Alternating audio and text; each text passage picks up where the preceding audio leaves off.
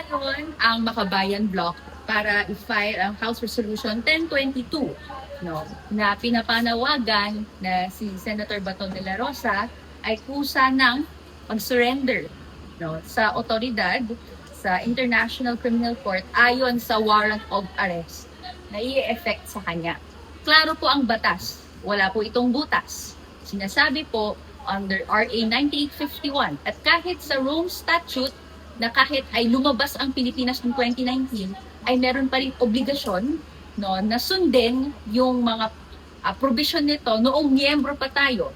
Hindi po pwedeng gamitin ang pagkasenador o pagiging opisyal ng isang individual bilang quote-unquote immunity na proteksyon para hindi ma-effect sa kanya ang isang warrant of arrest.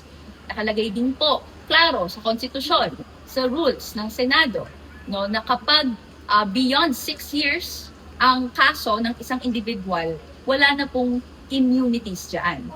Ang klaro po, ang crimes against humanity, no, krimen laban sa sangkatauhan na hinaharap ngayon ni Senator Bato, ito po ay reclusion perpetua, 40 years. Ganyan po ang kanyang hinaharap na taon sa kulungan, hindi po less than 6 years na doon po pwedeng mag-apply yung ganong klaseng provision.